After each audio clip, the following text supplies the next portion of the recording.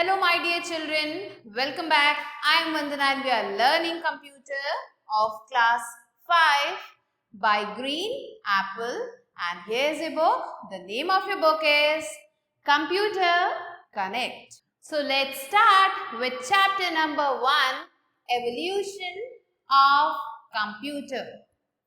Introduction.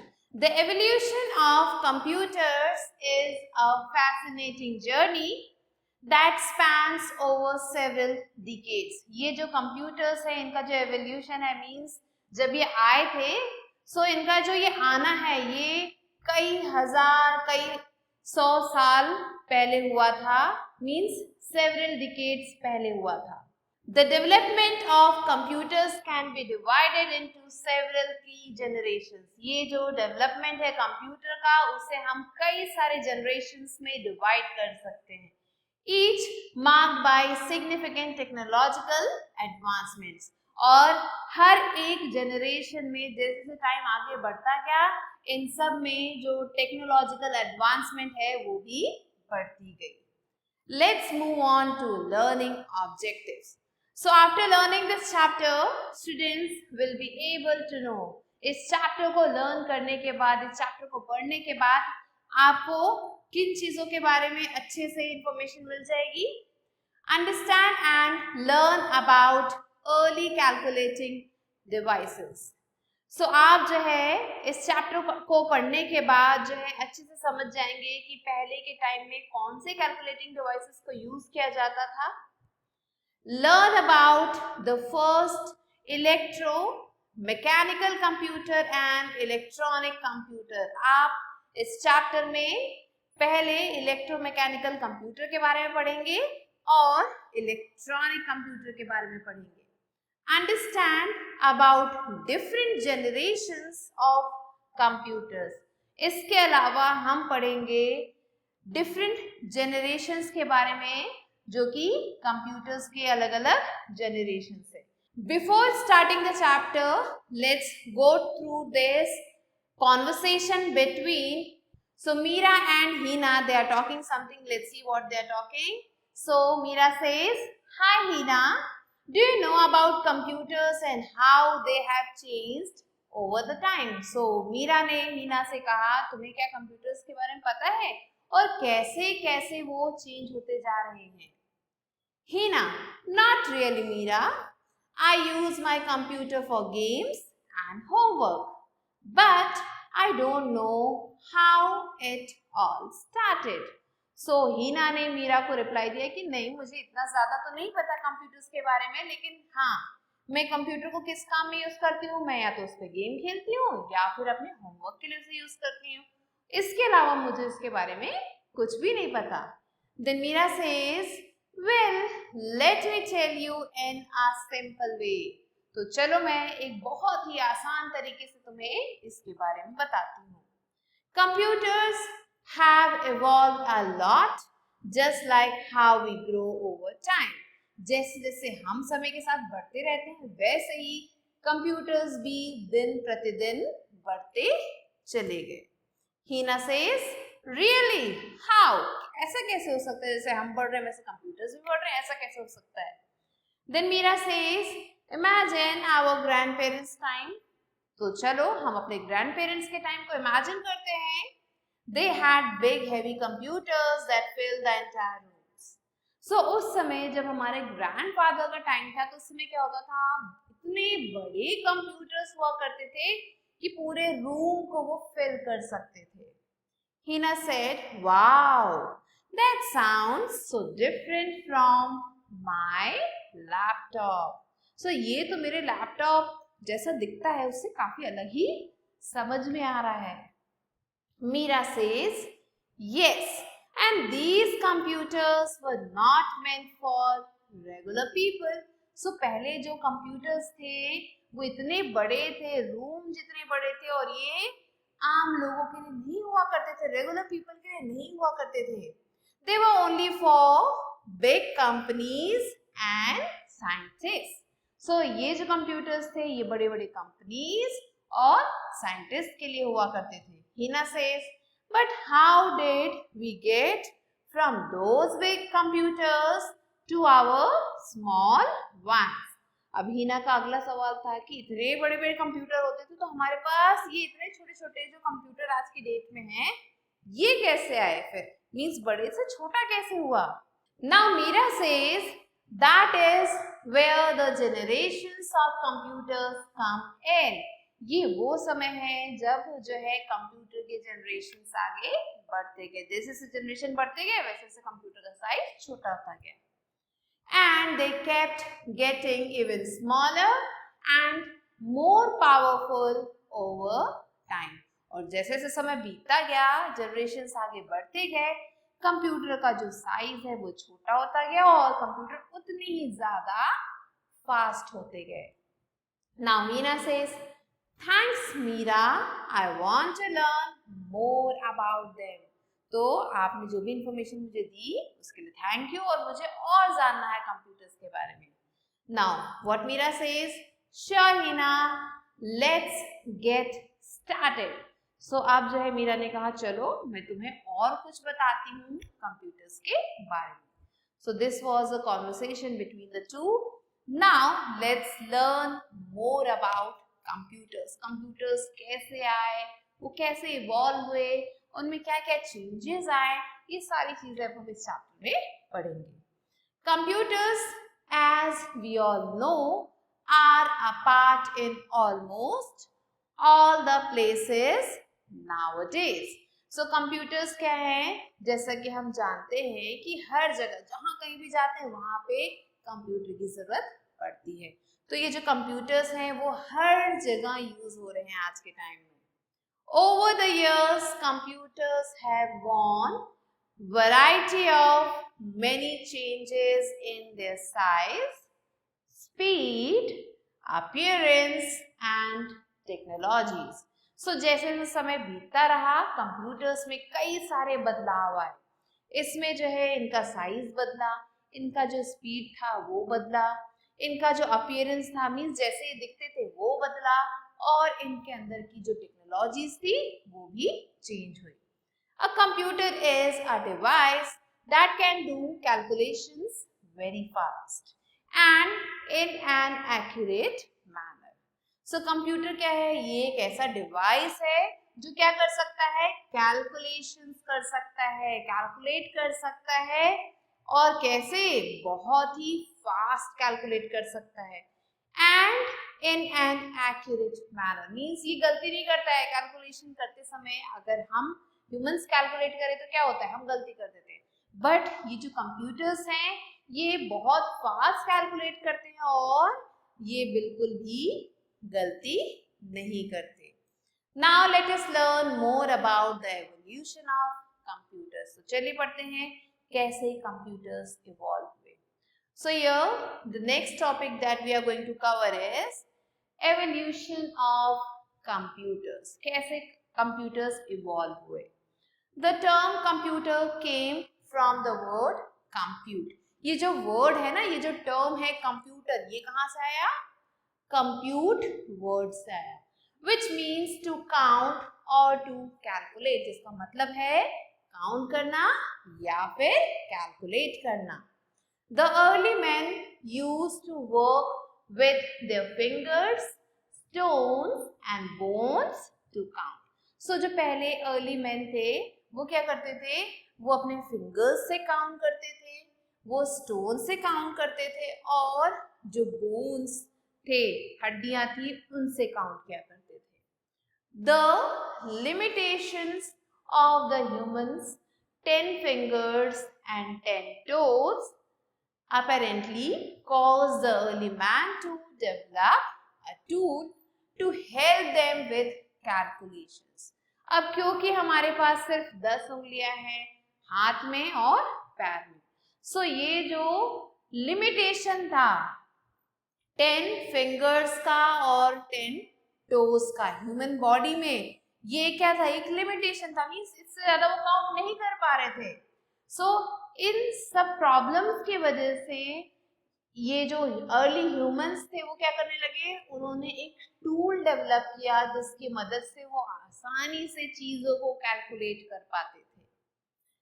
Next topic is early counting devices. अब क्योंकि इतनी सारी प्रॉब्लम्स का सामना उन्हें करना पड़ता था तो उन्होंने क्या किया, कुछ डिवाइसेस बनाए। अब कौन सी वो डिवाइसेस थी, let's see. First one is abacus, first calculating device, and here you can see the picture of abacus. तो abacus हमारा पहला calculating device है।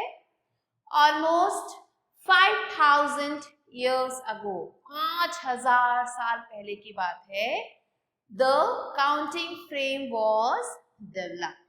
ये जो counting frame है इसे develop किया गया था। This was commonly known as the abacus, और इसे abacus के नाम से जाना जाता था। Abacus device had rods and beads in them and was the first calculating device ever made. So ये जो abacus device है इसमें आपको rods मिलते थे और beads, आप देख रहे हैं ना ये beads, ऐसे बीड्स मिलते थे जिसकी वजह से लोग आसानी से कैलकुलेट कर पाते थे, और ये था हमारा पहला calculating device. It was use to count numbers. अब इस डिवाइस को यूज किया जाता था नंबर्स को काउंट करने के लिए। It is still use in some parts of Asia. इसे आज भी एशिया के कई पार्ट्स में यूज किया जाता है, एंड अफ्रीका फॉर कैलकुलेशंस, और इसके साथ साथ अफ्रीका के कुछ पार्ट्स में यूज किया जाता है। Now the next machine that we are going to learn about is Pascaline adding machine.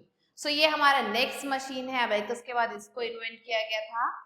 In 1642, Blaise Pascal invented the machine named as arithmetic.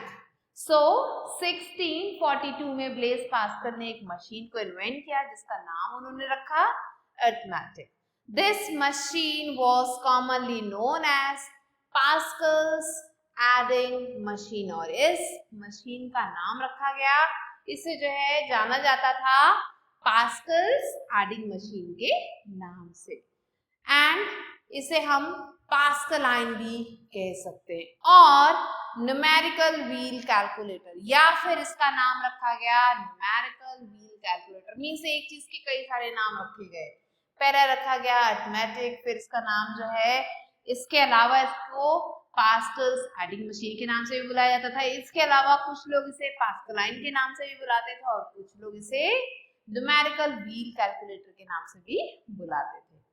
This machine had 8 movable dials in it.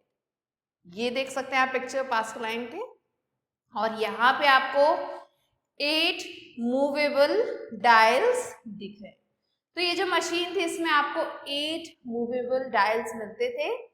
This machine was used to do only addition and subtraction. ये जो machine है इसकी मदद से सिर्फ add और subtract किया जाता था।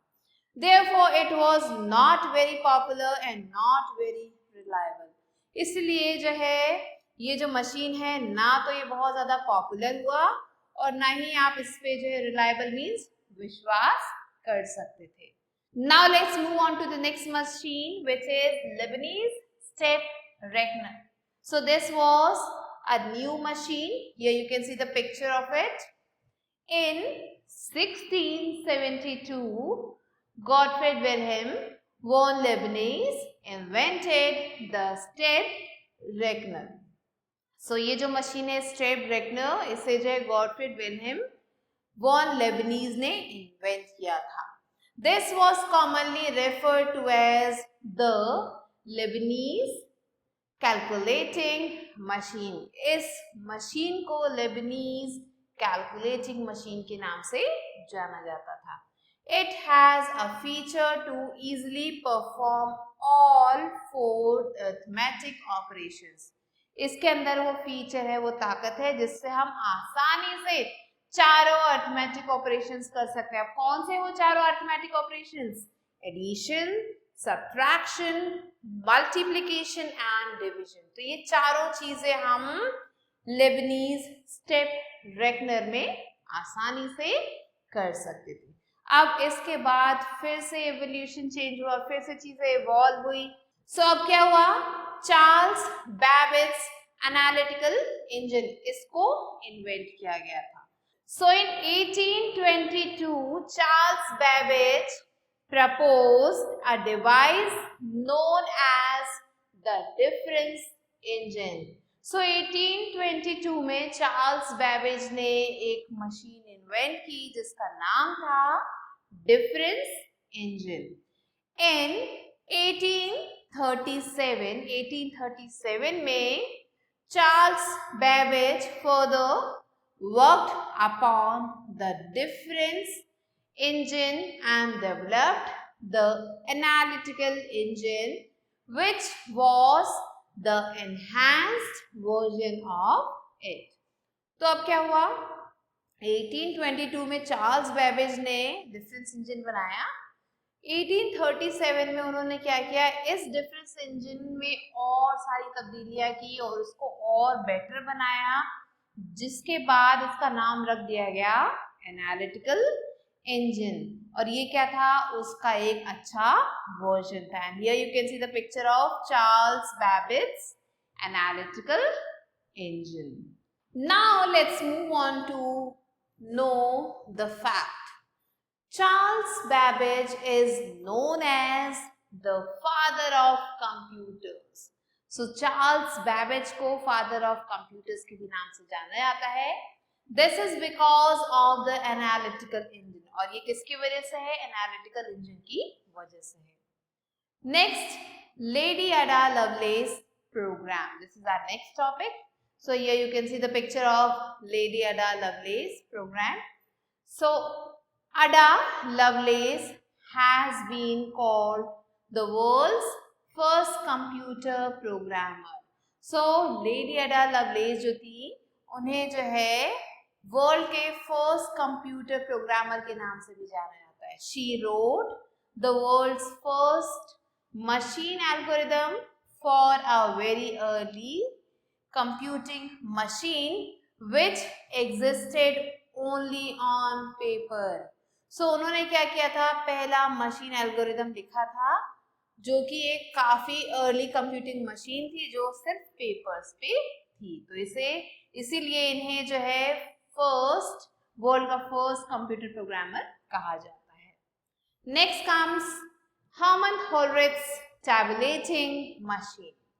In 1887, a statistician named as Hermann Hollerith developed the tabulating machine.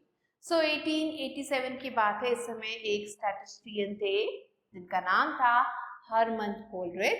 इन्होंने एक टैबुलेटिंग मशीन बनाई। This machine used punch cards. ये जो मशीन है इसमें पंच कार्ड्स यूज किए जाते थे। Today punch cards are also used in some voting machines. और आज के टाइम में ये जो पंच कार्ड है इन्हें यूज किया जाता है वोटिंग मशीन्स में। Now let's move on to let's summarize. Name any 5 earlier forms of computers. So computer के अभी हमने different forms पढ़े, उन forms को आपको दोबारा पढ़ना है and you have to write any 5 from them. So this, do it yourself. Now here you can see the picture of Hermann Hollerith's tabulating machine. ये है उनके द्वारा बनाई गई tabulating machine. Next, after learning about so much, इतने सारे inventions के बारे में अब हमने पढ़ लिया है। अब हम पढ़ेंगे about the different generations of computers.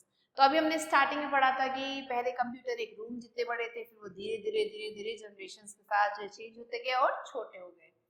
So here we are going to learn about the different generations of computers. After the analytical engine was developed, work started happening on the modern day computer, and slowly through the generations the modern day computers was developed that we use now. So क्या हुआ, जैसे ही analytical engine बना इसके बाद जो है different developments होने लगे और जो आज के मॉडर्न डे के जो कंप्यूटर्स हैं उनका एवोल्यूशन शुरू हुआ। धीरे धीरे जनरेशन्स आगे बढ़ते गए और आज के टाइम में आप जो भी कंप्यूटर्स देख रहे हो वो आए. It took 5 generations for the computer to reach the status of the modern day computer that we see today. So आज के टाइम में जो हम कंप्यूटर देख रहे हैं उसे देखने के लिए या उस फॉर्म को लाने के लिए टोटल 5 generations लग गए थे कंप्यूटर के. First generation started from 1940 to 1956. तो ये था फर्स्ट जनरेशन कंप्यूटर का. आप देख सकते हो इस समय वैक्यूम ट्यूब्स को यूज किए जाते थे. So the first generation of computers came into known in the period of 1940 to 1956. सो ये जो फर्स्ट जनरेशन था कंप्यूटर का, इस ड्यूरेशन में इसमें जो भी तब्दीलियां थी हुई. These computers used vacuum tubes for circuitry and magnetic drums for memory keeping. So इस जनरेशन में क्या होता था, वैक्यूम ट्यूब्स को यूज किया जाता था और मैग्नेटिक ड्रम्स को यूज किया जाता था. वैक्यूम ट्यूब्स को क्यों यूज किया जाता था, सर्किट से रिलेटेड वर्क के लिए, और मैग्नेटिक ड्रम्स को क्यों यूज किया जाता था, मेमोरी के लिए. They were so huge that they would take up an entire room. इस जनरेशन के जो कंप्यूटर थे वो इतने बड़े थे कि एक रूम पूरा होने चाहिए था. These computers relied on machine language only. और इस समय के जो कंप्यूटर्स थे वो सिर्फ मशीन लैंग्वेज को समझ पाते थे. UNIVAC and ENIAC computers are the best examples of first generation computing devices.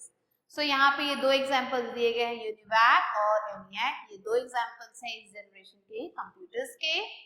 They were very expensive to operate and generated a lot of heat when used. So ये जो इस समय के जो कंप्यूटर्स थे ये काफी ज्यादा एक्सपेंसिव मींस महंगे थे. इनको चलाने का खर्चा बहुत ज्यादा हुआ करता था और ये बहुत ज्यादा हीट को प्रोड्यूस करते थे, बहुत ज्यादा गर्मी को प्रोड्यूस करते थे. अब इसके बाद हम आते हैं second generation. So the second generation was from 1956 to 1963. In this generation, vacuum tubes were replaced by the transistors. अब इस जनरेशन में क्या हुआ, कुछ तब्दीलियां हुई. जो इतने बड़े बड़े वैक्यूम ट्यूब्स से उन्हें हटा के उनकी जगह ट्रांजिस्टर्स यूज किए गए and became more reliable than the first generation of computers. अब ये जो ट्रांजिस्टर्स लग गए तो इससे क्या हो गया, कंप्यूटर्स और ज्यादा रिलायबल हो गए और जो है थोड़े से सस्ते हो गए. आप देख सकते हो पिक्चर ट्रांजिस्टर्स की. The second generation of computers also relied on punch cards for input and paper tapes for the output. So जो second generation के कंप्यूटर्स थे उसमें जो है पंच कार्ड्स यूज किए जाते थे, पेपर टेप्स यूज किए जाते थे. पंच कार्ड से हम इनपुट देते थे और पेपर टेप से आउटपुट हमें मिलता था. They moved from cryptic binary machine language to symbolic और assembly languages. So अब इस जनरेशन में क्या हुआ, पहले के टाइम में सिर्फ मशीन लैंग्वेज ही समझता था कंप्यूटर हमारा, लेकिन अब जो है मशीन लैंग्वेज को जो है चेंज करके असेंबली लैंग्वेज या फिर सिंबॉलिक लैंग्वेज यूज किया जाने लगा, which allowed the programmers to specify their instructions in words. जिसकी वजह से जो प्रोग्रामर्स थे, ये जो कंप्यूटर प्रोग्रामर्स थे, वो क्या करते थे, वो इंस्ट्रक्शंस को जो है वर्ड्स में भी स्पेसिफाई कर पाते थे. High level programming languages were also being developed. उस समय जो है हाई लेवल प्रोग्रामिंग लैंग्वेज को डेवलप किया गया था. At this time, such as some early versions of COBOL and Fortran. So ये दो हाई लेवल लैंग्वेज ये काफी ज्यादा पॉपुलर थे उस टाइम पे, इन्हें जो है काफी ज्यादा यूज किया जाता था. Now let's move on to know the fact. The first computers of the second generation were developed for the atomic energy industry. सो जो पहले कंप्यूटर बने थे सेकेंड जनरेशन के, उन्हें बनाया गया था एटॉमिक एनर्जी इंडस्ट्री के लिए. Next is the third generation which started from 1964 to 1971. This generation of computer used integrated circuits, means ICs to work. अब ये जो जनरेशन है कंप्यूटर का, ये क्या करता था, ये इंटीग्रेटेड सर्किट्स को यूज करता था, मींस आईसीज को यूज करता था काम के वक्त. With the use of ICs these computers became more reliable, thus generating less heat.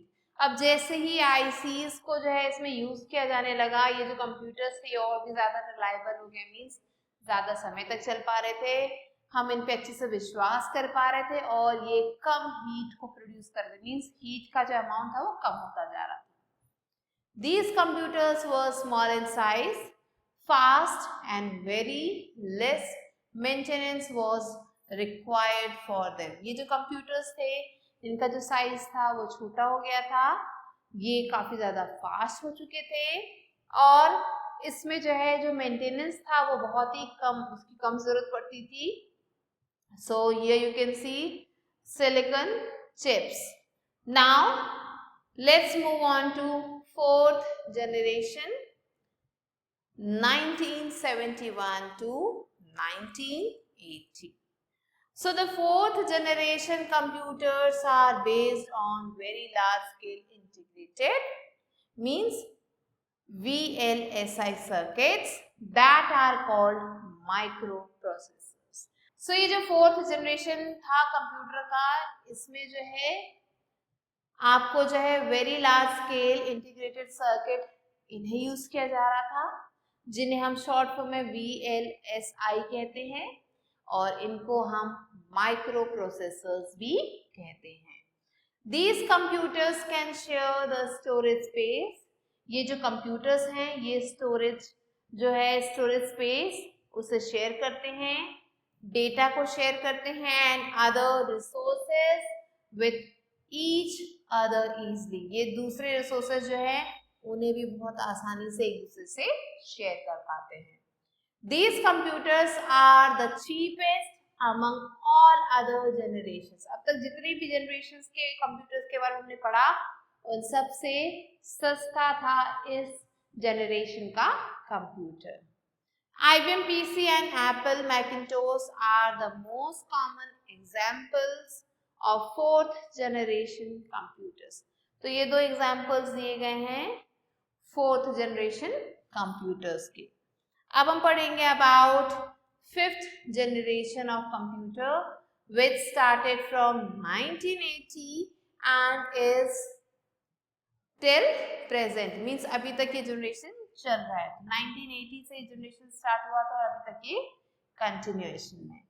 Currently computers are based on the technology of artificial intelligence, means AI.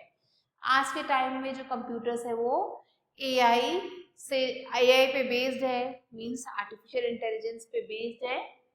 दो they are still in development, भले ही ये आज भी develop हो रहे हैं. There are some applications that are being used today, for example voice recognition and many more. So भले ही ये AI रिलेटेड कंप्यूटर्स आज भी बन रहे हैं, लेकिन कुछ ऐसे एप्स आ चुके हैं जो कि हम यूज कर रहे हैं, जो AI का यूज कर रहे हैं, जैसे कि हो सकता है वॉइस रिकॉग्निशन, मींस जो आसानी से किसी की भी वॉइस को पहचान ले, तो ये भी एक तरीके का AI है. The use of parallel processing and superconductors are helping largely to make the artificial intelligence a reality. So ये जो यूज है पैरेलल प्रोसेसिंग का और सुपर कंडक्टर्स का, ये क्या कर रहे हैं, हेल्प कर रहे हैं काफी ज्यादा अमाउंट में आर्टिफिशियल इंटेलिजेंस से रिलेटेड जो है चीजों को बनाने में. The ambition of the fifth generation of computers is to develop such devices that can answer to natural language input and are competent enough of self-organization and learning. सो जो main आप कह सकते हो एम्बिशन है, मेन मोटो है 5th generation computers का, वो ये है कि ये ऐसी डिवाइसेस बनाना चाहते हैं जो नेचुरल लैंग्वेज को आसानी से आंसर कर सके। मीन्स कोई भी तरीके का सवाल पूछा जाए नेचुरल तरीके से उसका बहुत ही अच्छे से जवाब दे पाए, और इतने कॉम्पिटेंट हो कि ये खुद से चीजों को ऑर्गेनाइज कर सके और लर्न कर सके। Nevertheless, today we have various versions of robots, home computers, car computers, fully automatic washing machines, etc. भले ही आज के टाइम में हमारे पास बहुत सारी ऐसी चीजें हैं, जैसे कि बहुत सारे वर्जन्स हैं रोबोट्स के, होम कंप्यूटर्स हैं, कार कंप्यूटर्स हैं, फुली ऑटोमेटिक वॉशिंग मशीन भी हम आजकल यूज करने लगे हैं। इसके अलावा भी बहुत सारी चीजें हैं which can think on their own, जो अपने आप सोच पाते हैं, डिसीजन ले पाते हैं, but only to a very limited extent. लेकिन ये जो भी इनका जो भी डिसीजन मेकिंग पावर है एक एक्सटेंट तक, ये मीन्स उसके आगे डिसीजन खुद से नहीं ले पाते। Now let's move on to let's summarise what do you understand by abacus. Abacus क्या है? ये फर्स्ट कैलकुलेटिंग मशीन है, एंड क्या क्या चीजें उसमें that you have to write. Now, what is the first generation of computers? First generation of computers क्या है? So we have already done. You have to write it yourself. Now let's move on to the next topic, which is classification of computers according to size. अब हम पढ़ेंगे कैसे हम computers को उनके size के अकॉर्डिंग क्या कर सकते हैं, क्लासिफाई कर सकते हैं। According to the size, computers can be classified into the following categories. तो size के according computers को हम अलग अलग categories में classify कर सकते हैं। पहला है super computers, दूसरा है mainframe computers, तीसरा है mini computers, और फोर्थ है micro computers. So इन्हें हम इनके साइज के अकॉर्डिंग हमने यहाँ पे लिख रखा है, के बारे में पढ़ने वाले हैं। So here you can see the picture of super computers. यहाँ पे एक मैन खड़ा और आप देख सकते हैं कितने बड़े कंप्यूटर्स हैं। These are super computers. So super computers as the name suggest, जैसे कि इसका नाम है, these are the most powerful computers in the world. ये क्या है? वर्ल्ड के सबसे पावरफुल कंप्यूटर्स हैं। They are use for special purposes, इन्हें स्पेशल पर्पस के लिए यूज किया जाता है।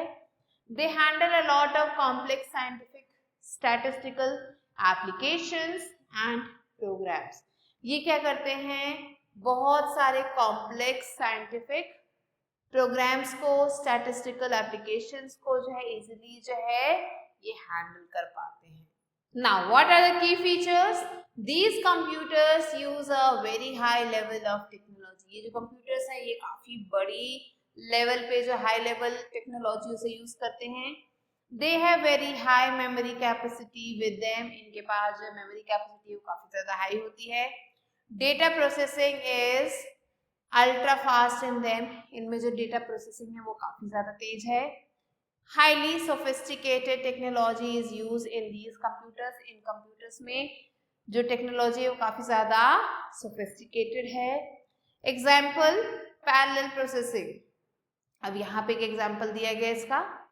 Cost also varies from 1 million to $5 million और मोर, और इनका जो प्राइस है वो भी जो है 1 million से $5 million या फिर उससे ज्यादा हो सकता है।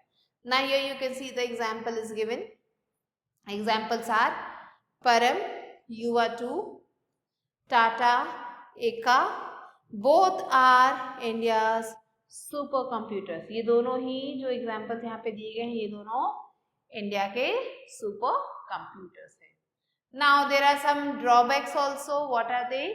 Operating a super computer generally requires highly qualified staff.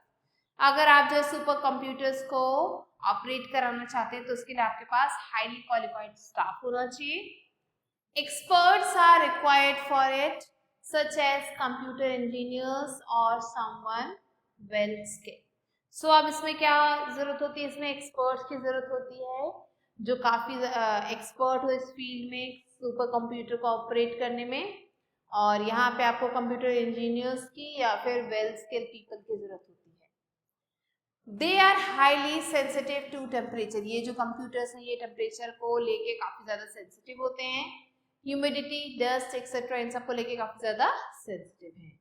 They are not portable and are very large in size, ये जो पोर्टेबल नहीं है और काफी ज्यादा बड़े होते हैं साइज में। नेक्स्ट आते हैं main frame computers. So these are very powerful and large computers, ये जो कंप्यूटर्स हैं वे काफी ज्यादा पावरफुल होते हैं, काफी ज्यादा बड़े होते हैं। And here you can see the picture of main frame computers. They can handle many users at one time, अब ये क्या कर सकते हैं, एक समय पे बहुत सारे यूजर्स को एक साथ हैंडल कर पाते हैं। Terminals are used to connect users to this computer, अब जो है इस कंप्यूटर से कनेक्ट करने के लिए टर्मिनल्स को यूज किया जाता है। And users submit there task through these terminals, और जो यूजर्स है वो क्या करते हैं, अपने टास्क को इन टर्मिनल्स की मदद से सबमिट करते हैं। Terminal is a device which has a keyboard and a screen. Terminal क्या है, एक डिवाइस है जिसमें आपको कीबोर्ड भी मिलेगा, स्क्रीन भी मिलेगी। These are mostly used as servers for the website on the internet. इन्हें जो है सर्वर के रूप में हम यूज करते हैं वेबसाइट पे, इंटरनेट पे। Now here are some key features. Smaller in size than the supercomputers. अब ये जो बड़े सुपर कंप्यूटर्स हैं उनसे थोड़े छोटे होते हैं साइज में, ये इनके बहुत अच्छे फीचर है। नेक्स्ट, लार्ज मेमोरी कैपेसिटी, इसकी जो मेमोरी कैपेसिटी वो काफी ज्यादा है। Allows networking of up to 100 terminals, यहाँ पे 100 टर्मिनल्स का जो नेटवर्क है वो क्रिएट किया जाता है, उसको ये अलाउ करता है। Cost of these computers are in lakhs, जो कंप्यूटर्स है उनकी कीमत लाख्स में है। Now some examples are Fujitsu, ICL, VME and IBM Z series etc. तो ये कुछ examples हैं, आप देख सकते हैं। IBM Z series का एक मॉडल यहाँ पे आपके सामने। Now there are some drawbacks also. Let's learn about them. So experts and highly qualified professionals are required to operate such computers. अब ऐसे कंप्यूटर्स को चलाने के लिए किसकी जरूरत है, एक्सपर्ट की जरूरत है, या फिर हाईली क्वालिफाइड जो प्रोफेशनल्स हैं उनकी जरूरत होती है। Next, sophisticated technology is required for manufacturing and assembling the computers. तो सोफिस्टिकेटेड टेक्नोलॉजी यूज की जाती है, इसकी जरूरत होती है किस लिए, मैन्युफैक्चर करने के लिए और असेंबल करने के लिए कंप्यूटर्स को। Next is mini computers. These computers came into existence in 1960s। सो ये जो कंप्यूटर्स हैं ये 1960s में आए। At that time main frame computers were very costly, उस समय जो क्या था, ये जो मेन फ्रेम कंप्यूटर्स थे ये काफी ज्यादा महंगे थे।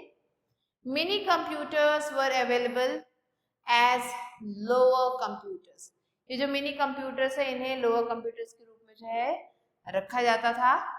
They were easily available, और ये जो कंप्यूटर्स हैं ये काफी ज्यादा आसानी से अवेलेबल थे, इनको हम यूज कर पाते थे। Now let's learn about some key features.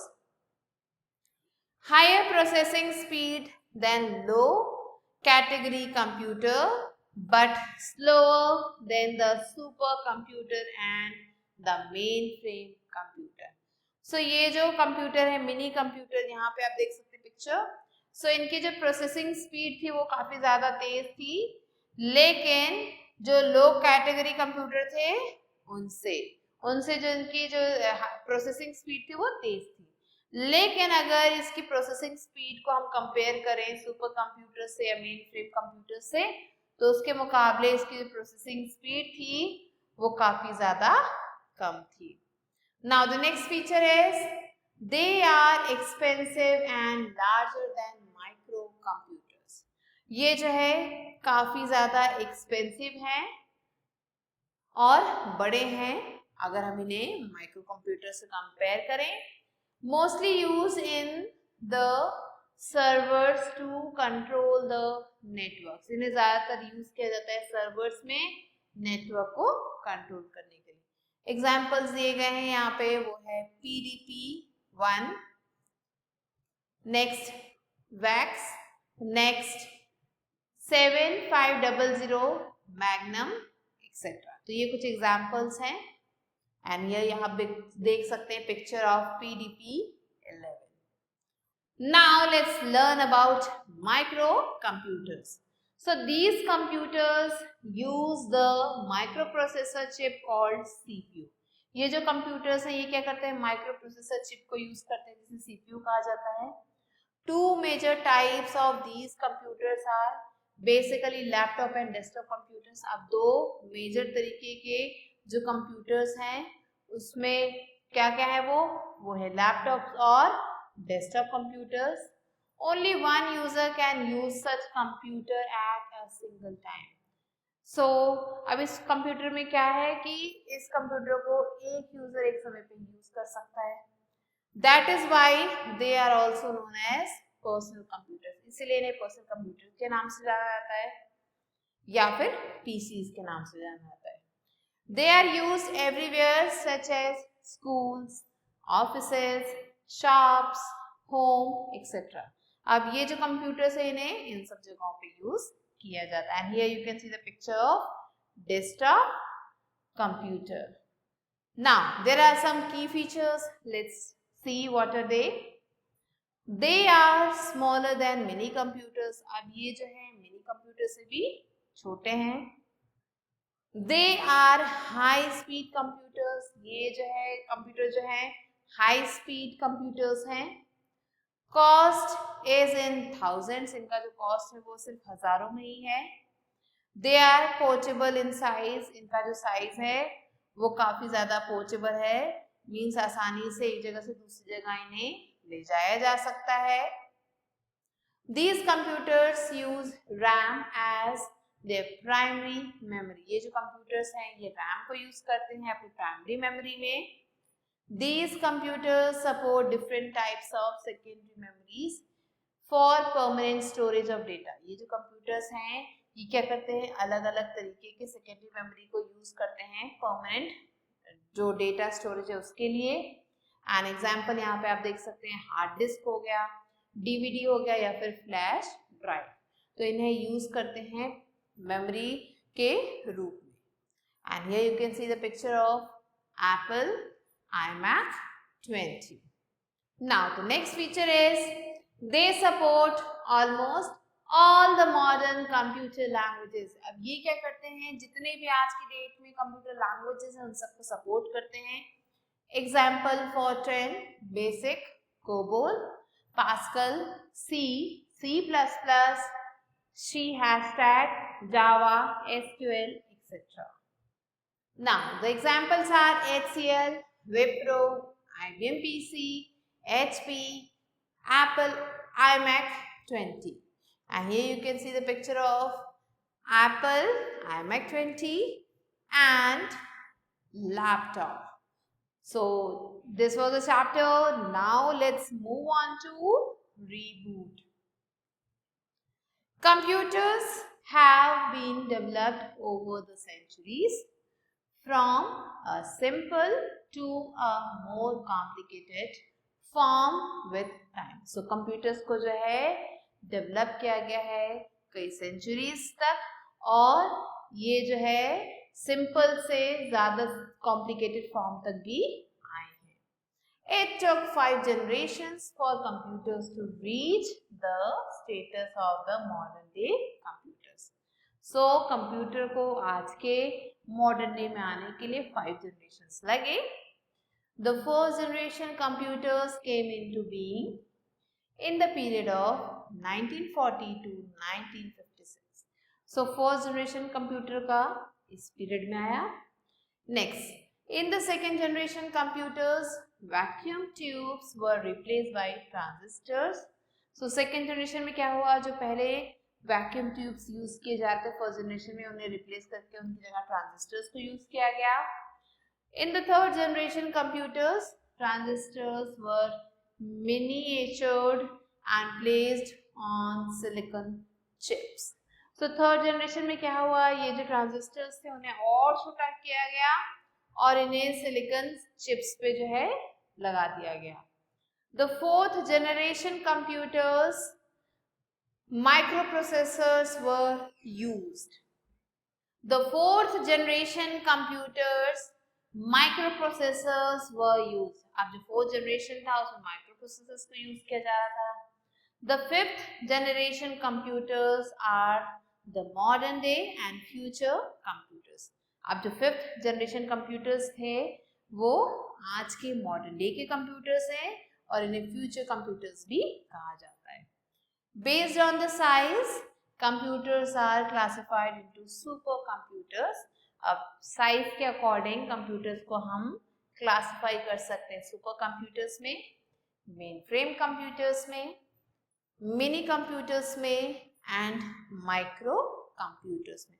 तो इन categories में हम इन्हें डाल सकते हैं. So this you have to revise. So here A exercise is fill in the blanks with the help of the words given in the box. तो यहाँ पे आप देख सकते हैं बॉक्स दिया है, इसमें कुछ words हैं, इन्हें हमें यहाँ पे fill करना है. So here the first question is a statistician called Hermann Hollerith developed the tabulating machine. Second one, the counting frame is commonly known as abacus.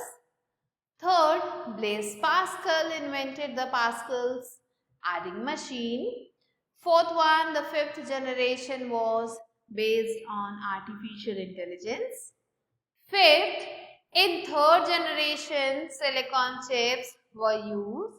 Sixth one, supercomputers are most powerful computers.